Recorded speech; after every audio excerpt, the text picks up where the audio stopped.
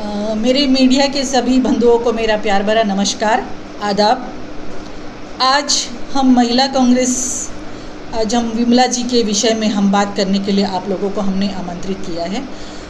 काफ़ी दिन पहले यहाँ पे जीबी पंत हॉस्पिटल में हमारी डायरी फार्म की एक बहन विमला जी का जो हादसा हुआ उनके साथ, उस तरह का हादसा दोबारा ना हो, इसके लिए हमने आज आप लोगों को यहाँ पर आमंत्रित किया है। देखिए, बड़ी दुख की बात है, हम हॉस्पिटल जाते हैं और हम ये सोचते हैं कि डॉक्टर जो भगवान का दूसरा रूप होता है, तो हम उनके ऊपर भरोसा करके जाते हैं। लेकिन जब इस तरह का हादसा होता है तो हमको अपने में एक भयभीत हो जाते हैं, हम डर जाते हैं कि हम और कैसे वहाँ पे जाए, क्योंकि मैक्सिमम लोगों का ये कहना है, आज जिससे भी पूछो बोलते जीबी पंत जाना, बोलते दोबारा क्या आना कि नहीं आना वहाँ से। तो ये जो खौफ है, ये जो डर है लोगों के बीच में, इसको हमें बाहर करना है। क्योंकि जो हादसा हुआ 21 वर्षीय जो विमला जी का, वो परिवार के प्रति हमारी संवेदना है, बहुत दुख के साथ हमें कहना पड़ता है। और वो दुख की घड़ी में हम उनके पूरे परिवार के साथ हैं और पूरा कांग्रेस पार्टी और पूरी महिला कांग्रेस की एक सहानुभूति है उनके साथ। अब जो हादसा हुआ उसके विषय में मैं कहना चाहूँगी, जो वहाँ पर एडमिट किए, उनका बैकग्राउंड हिस्ट्री क्या था ये मुझे नहीं पता। जब वो वहाँ पे गई तो बोल रहे हैं कि इंजेक्शन लगाया और उनका डेथ हो गया। तो ये एक नेचुरल डेथ तो नहीं लग रहा है, कोई इंसिडेंट हुआ होगा या कोई बात हुआ होगा, इसका तह तक जाना तो मेडिकल डिपार्टमेंट का काम है। लेकिन जो भी हादसा हुआ ये बहुत दुखद है, बहुत भयभीत करने वाला मामला है। इस तरह के आए दिन इस तरह का मामला होते रहता है, इस तरह का मामला होना नहीं चाहिए। क्योंकि जब हम हॉस्पिटल जाते हैं तो हम पूरा विश्वास हमारे डॉक्टर के ऊपर होता है कि वो हमारा इलाज कैसे करते हैं, हमको कैसे दवा देते हैं। आज यहाँ पर जीबी पंत में देखा गया, मैक्सिमम लोगों को मैंने देखा वीडियो में कहते हुए कि जीबी पंत में गए थे, वहाँ पे दवाई नहीं मिला, वहाँ में प्रॉपर इलाज नहीं था। लेकिन एक समय था जब पुराने सीनियर डॉक्टर्स वहाँ पे रहा करते थे, तो बहुत कम केस ऐसा आता था कि किसी का डेथ हो गया। मैक्सिमम लोगों का अच्छा प्रॉपर इलाज होता था, मेडिसिन की व्यवस्था थी। लेकिन आज व्यवस्था पूरी चरमरा गई है, तो हमें सिस्टम को ठीक करना होगा। जो सिस्टम है आज वहाँ पे, ये मेडिकल के जो डॉक्टर्स है, सेक्रेटरी हेल्थ है, एलजी साहब है, इन सीएस साहब है, इन सबको मैं आग्रह करना चाहूँगी कि जीबी पंत के विषय में आप एक छोटा से कुछ कमेटी बनाइए और सभी लोगों से, जितने भी जानकार लोग हैं उनसे सलाह लीजिए, उनसे बात करिए, ताकि इस तरह का मामला और दोबारा ना हो।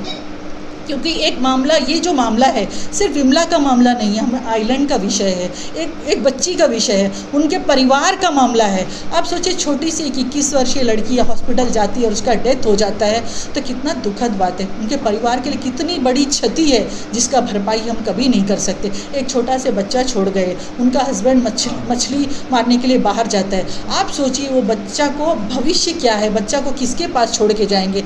अगर कोई भी अगर परिवार वाले भी अगर देखते हैं तो वो कितना दिन तक देखेंगे। तो ये सब एक सवालिया निशान खड़ा होता है कि इस तरह का जो वारदात होता है तो इसके पीछे हमें क्या कदम उठाना चाहिए, कैसे करना चाहिए, ये सब प्रशासन को सोचना पड़ेगा और हमको भी आगे आना पड़ेगा कि इस तरह का जो वारदात है दोबारा घटना, इस तरह का घटना ना हो। मुझे बहुत दुख के साथ कहना पड़ता है, काफ़ी लोग उस दिन आए थे, वहाँ पे बात हुई, 7 दिन तक उनको मेहनत मशक्क़त करना पड़ा, लोगों को रोड में उतरना पड़ा, लोगों को अपना आवाज़ रखने के लिए काफ़ी जद्दोजहद करना पड़ा, तब जाके कुछ न्याय, थोड़ा से राहत मिला। लेकिन ये ऐसा क्यों? जब इस तरह का मामला आता है तो खुद प्रशासन को सामने आना चाहिए, मेडिकल के डॉक्टर को सामने आना चाहिए, जो सेक्रेटरी है, जो डायरेक्टर है, उनको सामने आके बोलना चाहिए, ना कि आम जनता को आना चाहिए। तो उनको इसका जवाबदेही उन लोगों को देना चाहिए। वो दिन मैंने देखा कि काफ़ी लोग, पार्टी के लोग, मीडिया के लोग, आप लोग सब लोग वहाँ पे थे।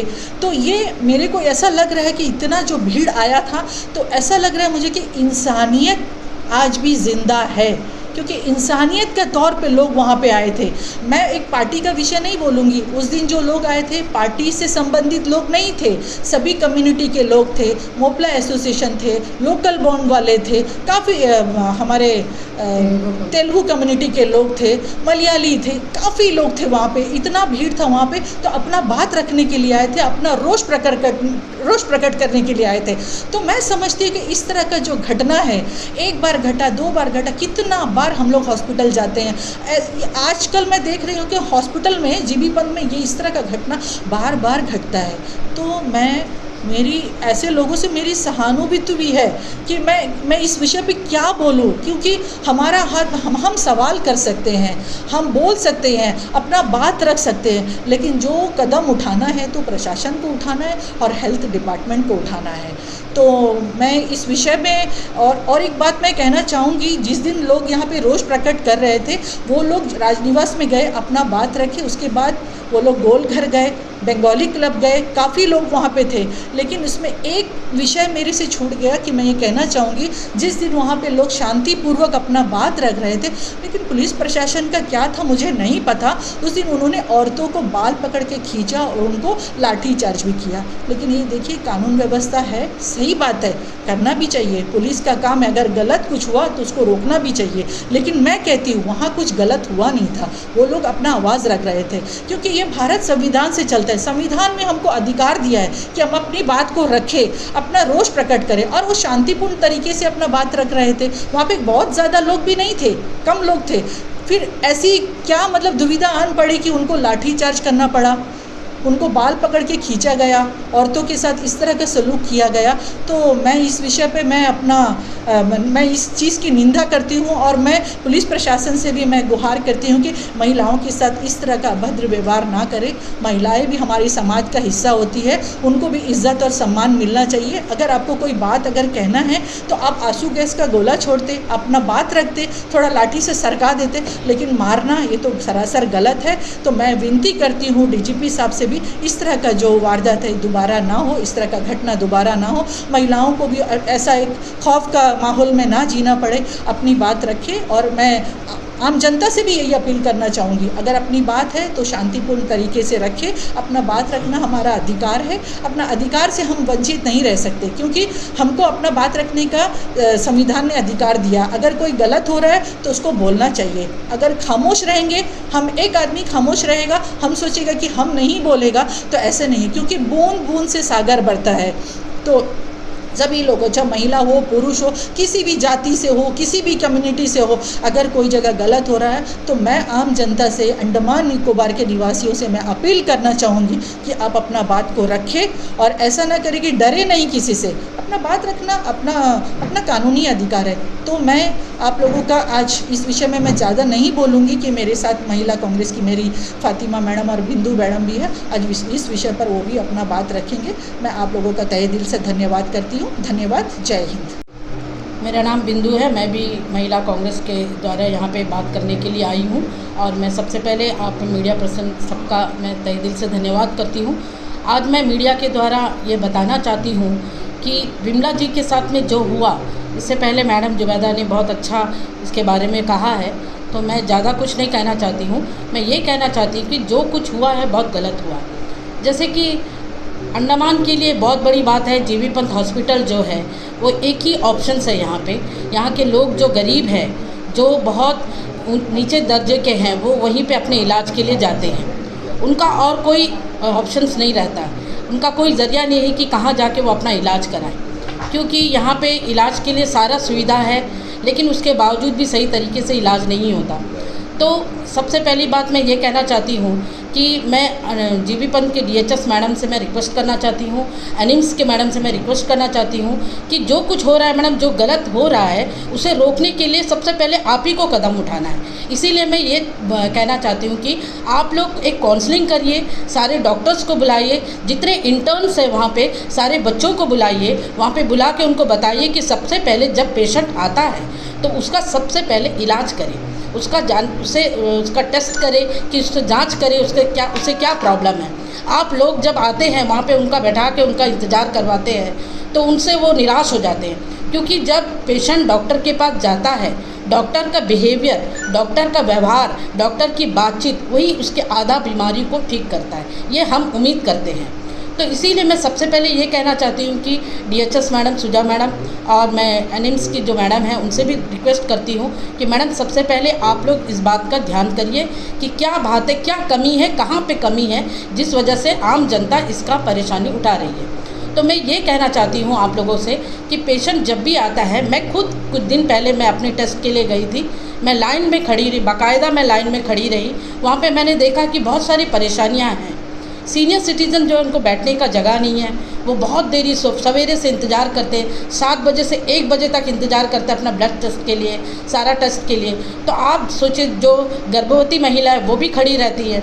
आप लोग सबसे पहले वहाँ पे बैठने का सुविधा करिए। मैडम, बहुत सारी कमियां हैं, मैं आप लोगों से ये बताना चाहती हूँ, मैंने देखा है। और जब भी मैं वहाँ पे मिलने जाती हूँ पेशेंट से, तो वो अपना परेशानी ही बताते हैं कि मेरा इलाज ऐसे नहीं हुआ, हम लोग को सही तरीके से ट्रीटमेंट नहीं हुआ, सही तरीके से दवाई नहीं मिला। तो मैं यही कहना चाहती हूँ, जो भी खामियाँ हैं मैडम, उसको आप लोग ही ठीक कर सकते हैं। हम सिर्फ अपने बातों को सामने रख सकते हैं, हम आम जनता है, हम तो आपसे बहुत उम्मीद करके पेशेंट आते हैं आपके पास में। और सबसे और अच्छी बात ये थी कि विमला दी के साथ में जो हादसा हुआ, उसमें लोगों ने बहुत बढ़ चढ़कर भागीदारी ली है और बहुत सारे कम्युनिटी के लोग उसमें जुड़े। मैं बहुत खुश हूँ कि ऐसा यूनिटी भी है आज अंडमान निकोबार में। तो मैं सारी आम जनता से विनती करती हूँ कि आपके बात को रखिए, ज़रूर रखिए, शांतिपूर्वक रखिए। आप लोगों को रखने का अधिकार है। जैसे भारत का लोकतंत्र जो है वो संविधान से चलता है, हमारा वो पूरा अधिकार है कि हम अपने बातों को रखें। इसीलिए मैं जनता से भी निवेदन करती हूँ कि आप लोगों को अगर कोई कमी लग रहा है, आप लोग ज़रूर बात करिए। आप वहाँ के सेक्रेटरी हेल्थ से भी आप बात कर सकते हैं कि हमारे ये खामियां हैं आपके जीबी पंथ में। तो मैं यही जनता से कहना चाहती हूँ कि आप लोग ज़रूर बोलिए, लेकिन शांतिपूर्वक बोलिए। वैसे ही मैं मैडम से भी दोनों मैडम से मैं निवेदन करती हूँ कि इस विषय में आप लोग ज़रूर कुछ सोचिए मैडम, और इसका कुछ ना कुछ एक हल का जो सॉल्यूशन निकालिए। इसीलिए मैं आप सबसे फिर से एक बार आप सबका धन्यवाद करती हूँ, और फिर से एक बार विनम्र निवेदन करती हूँ कि आप लोग इस बात को गहराई से लीजिए मैडम, क्योंकि सब कुछ आप ही के हाथ में है। मैं इतना ही कहकर आप सबका धन्यवाद करती हूँ। नमस्कार। मीडिया के सभी कर्मियों को हमारा प्यार भरा नमस्कार, आदाब। अभी हमसे पहले जो 2 मैडम ने जो बात कही, वही बात मैं भी कहना चाहूँगी। हाल ही में जो हादसा हुआ है जीबी पंत हॉस्पिटल में, ये बहुत बुरी बात है। ऐसा नहीं होना चाहिए। हम आइलैंडर के लिए एकमात्र हॉस्पिटल जीबी पंत हॉस्पिटल है।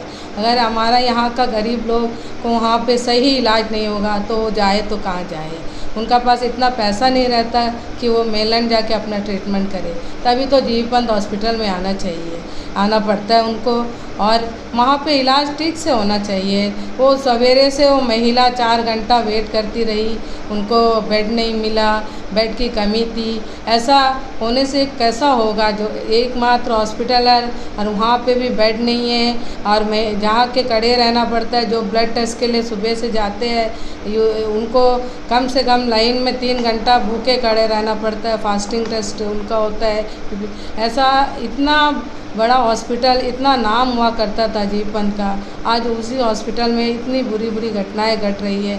यहाँ के लोगों का जो स्थिति है, यहाँ का जो प्रशासन को देखना चाहिए। यहाँ CS है, हमारे LG साहब है, MP सर है, इनको ये सब की कमियों के बारे में देखना चाहिए। ये हमेशा खाली बोलते रहते हैं कि अंडमान के लिए ये सुविधा कर दिया है, ऐसा कुछ नहीं होता है। लोग जो परेशानी उठाते हैं वो उठाते ही रहते हैं, उनका कोई सलूशन नहीं होता है। इसके लिए हमारा प्रशासन से भी निवेदन है कि उनको इस जो घटना घटी है इसके ऊपर पूरा ध्यान से सोचना चाहिए कि आगे आने वाले दिनों में ऐसा नहीं होना चाहिए। हमारा अंडमान के लोग कहाँ जाएंगे? उनके लिए एक जीबी पंत हॉस्पिटल ही है जहाँ पे सही डॉक्टरों का भी कमी है। अभी जो है सीनियर डॉक्टर से ज़्यादा जूनियर डॉक्टर्स जो है केस को अटेंड करते हैं, उनका पास इतना एक्सपीरियंस भी नहीं है कि वो सही इलाज दे। तो हम गैरज शर्मा हॉस्पिटल में भी जाते हैं, वहाँ पर भी देखते हैं कि सीनियर डॉक्टर रहते हुए भी जूनियर डॉक्टर जो है उनको देख रहे हैं, पेशेंट को देख रहे हैं। लेकिन जब सीनियर डॉक्टर है तो एटलीस्ट उनको देखना चाहिए केस कैसा है, क्या केस है। सभी तो छोटे छोटे इलाज के लिए तो चलो सीनियर डॉक्टर्स तो नहीं भी देखते, तो जूनियर डॉक्टर देखते सही है, लेकिन जहाँ ज़रूरत पड़े तो उनको सीनियर डॉक्टर्स को देखना चाहिए कि पेशेंट का क्या हालत है, उनको क्या है। अभी जैसा उस महिला को एक इंजेक्शन दिया और उनका डेथ हो गया, उनको क्या प्रॉब्लम था ये हमें भी नहीं पता, लेकिन आने वाले दिनों में ऐसा नहीं होना चाहिए। मेरा यही आपसे निवेदन है कि आप इस विषय को गहराई से लें और इसके लिए जो सही सलूशन है उसको करें। इतना कहकर मैं अपना बात को खत्म करूँ। धन्यवाद।